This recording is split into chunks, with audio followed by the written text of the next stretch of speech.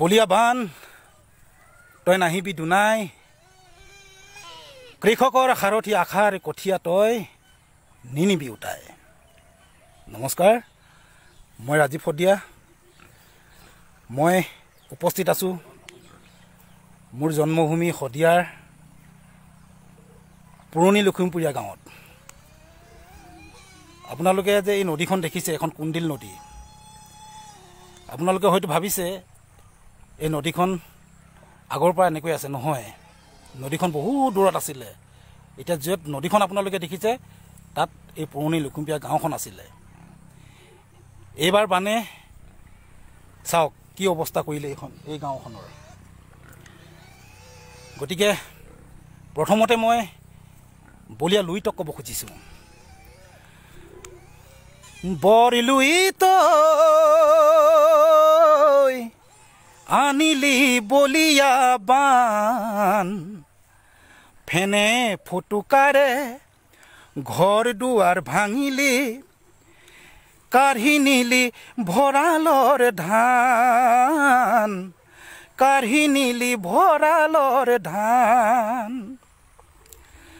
পথাৰ ভৰিছিল সেউজী ধানেৰে, ৰোৱনীৰ ভৰিছিল মন, ৰোৱনীৰ ভৰিছিল মন। লৈ গ'ল ধানবোৰ কুন্দিল নদীয়ে, লৈ গ'ল ধানবোৰ কুন্দিল নদীয়ে, ভাঙি দিলে ৰাইজৰ মন, ভাঙি দিলে ৰাইজৰ মন।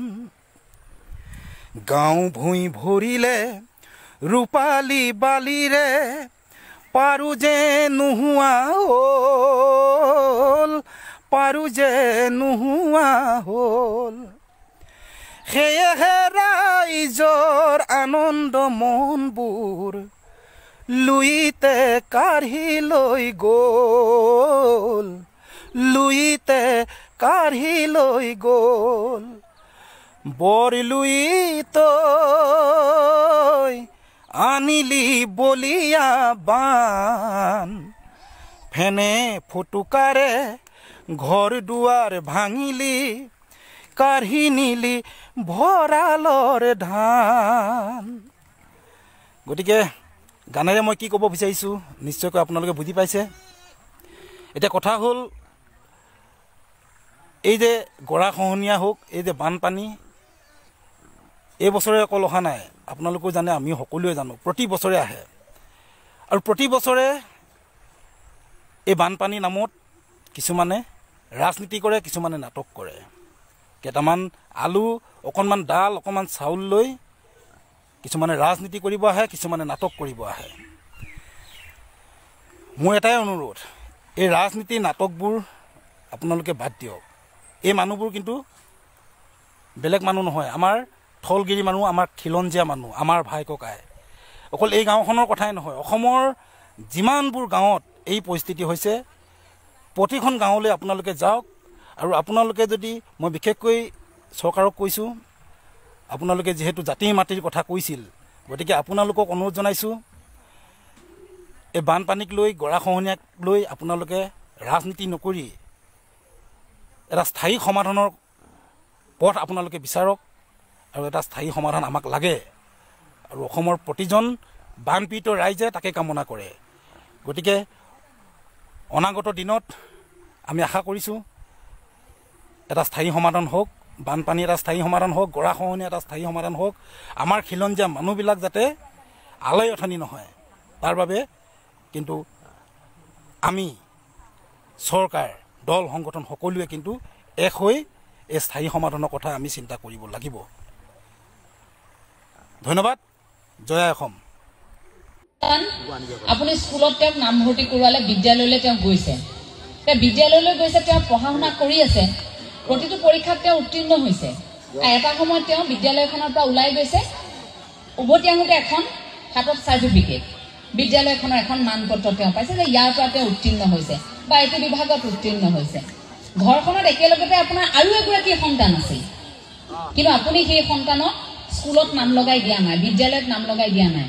এগৰাকীক দিছে এগৰাকীক দিয়া নাই এই নিদিয়াগৰাকীয়েও কিন্তু কি হ'ল দিয়াগৰাকীৰ পৰা কথাবোৰ শুনি থাকে শিকি থাকে প্ৰতিটো কামেই কৰিব পৰা হৈ গ'ল তেখেতে যেনেকৈ নেওতা মাতিছে আপোনাৰ কনিষ্ঠগৰাকীও পাৰে কিন্তু তেওঁ ঘৰতে থাকিল তেওঁ বিদ্যালয়ত আপুনি নামভৰ্তি কৰাই নিদিলে এগৰাকীয়ে কিন্তু বিদ্যালয়ৰ পৰা ওলাই গ'ল প্ৰমাণ পত্ৰ লৈ এই ঘৰত যে থাকিল সেইগৰাকীয়ে বহুত জানে বহুত শিকিলে কিন্তু তেওঁৰ ওচৰত মানপত্ৰখন থাকিবনে কৰবাত যদি ধৰি লওক এটা অনুষ্ঠানত কৰবাত এটা প্ৰতিষ্ঠানত তেওঁ যেতিয়া যোগদান কৰিবলগীয়া হ'ব তেওঁক এখন শিক্ষাৰ মানপত্ৰৰ প্ৰয়োজন হ'বনে যে এখন বিদ্যালয়ৰ পৰা ওলাইছিল নাম এখন প্ৰয়োজন হ'বনে এখন প্ৰয়োজন হ'ব যে মানপত্ৰ সেই শৰণটো তেনেকুৱা কথা আমি বহুত জানিছোঁ বহুত শিকিছোঁ বহুত কৰিছোঁ কিন্তু সেই ঈশ্বৰে দিয়া মানপত্ৰখন গ্ৰহণ কৰিব লাগিব অৰ্থাৎ ঈশ্বৰৰ সেইখন এখন বিদ্যালয় বুলি ভাবি ল'ব লাগিব এখন অনুষ্ঠান য'ত আমি শৰণ লৈ মানপত্ৰখন ল'ব লাগিব আমি নিজাকৈ কৰি থাকিলেও নহ'ব যে আমি কাৰোবাৰ ওচৰত শৰণ লৈ সেই মানপত্ৰখন ভগৱন্তৰ গ্ৰহণ কৰিব লাগিব আপোনাৰ শৰণ আপুনি ল'ব লাগিব আশ্ৰয় আপুনি ল'ব লাগিব সেইবাবে আচলতে শৰণৰ প্ৰয়োজনীয়তা আছে এতিয়া আমাৰ এনেকুৱা হয় সমাজত যে বিয়া পতাৰ পাছতহে ল'ৰাজনক শৰণ দিয়ে বিয়া পতাৰ পিছতহে নতুনকৈ বিবাহ পাশত আবদ্ধ হোৱাৰ পিছত দুয়োগৰাকীক শৰণ দিবৰ বাবে লৈ যায় কিন্তু কম বয়সত তেওঁলোকক শৰণ দিয়াৰ কথাখিনি চিন্তা চৰ্চা নকৰে কিন্তু খুব শিশু অৱস্থাতে গুৰু সেৱা শৰণ এই কথাবোৰ যদি বুজোৱা হয় যে এনেকৈ আচলতে ঈশ্বৰ প্ৰাপ্তিৰ কথা হয় এনেকৈ আচলতে আমি যে মনুষ্য জন্ম লৈছোঁ এই কথাখিনি উপলব্ধি কৰোৱা হয় আমি যে মানৱ ধৰ্মহে পালন কৰিছোঁ আমিবোৰে সেই মানৱ ধৰ্মটোৰ বিষয়ে বুজোৱাৰ আটাইতকৈ প্ৰথম খোজটোৱে শৰণ ঈশ্বৰৰ ওচৰত আহিলেই শৰণ অৰ্থাৎ আপুনি সমৰ্পণ কৰিছে আশ্ৰয় লৈছে গতিকে শিশু অৱস্থাৰ পৰাই আমি ভাবোঁ যে প্ৰত্যেকগৰাকী পিতৃ মাতৃয়ে সেই শৰণৰ দিশটোৰ ওপৰত গুৰুত্ব ৰখা উচিত এতিয়া শৰণ আৰম্ভ হ'ল আপুনি আহিল প্ৰথমে আহিল আপোনাৰ মনটোৱে আপোনাক টানি আনিল যে মই ঈশ্বৰৰ ওচৰত সঁপি দিব লাগিব সকলো মই ভগৱন্ত যে আছে বিশ্বাস কৰিছোঁ মই ঈশ্বৰৰ ওচৰত শৰণ লৈছোঁ যি কৰিম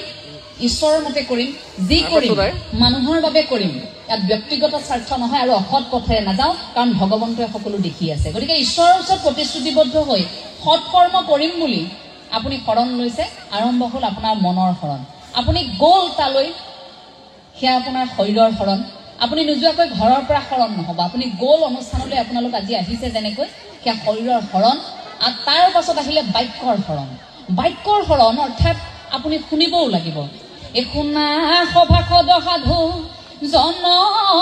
জনস্থিৰ মনে লভিবা পৰম পদ শ্ৰৱণ কীৰ্তনে মনুষ্যৰ শ্ৰেষ্ঠ ধৰ্ম এহি মানে মাত্ৰ দেখিও বিচাৰি মহা ভাগৱত শাস্ত্ৰ কলিত নাহিকে গতি বিনে হৰি নাম জানিয়া লস্য ত্যাজি বোলা ৰাম ৰাম